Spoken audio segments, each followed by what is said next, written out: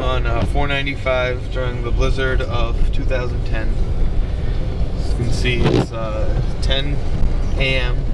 on Saturday morning, and it is all covered in snow. Straight up. This is the McLean corridor.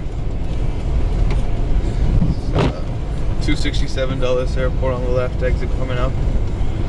Can't even see much. So yeah, this is how a huge highway looks covered in snow. We are doing 50 miles an hour and it's pretty smooth.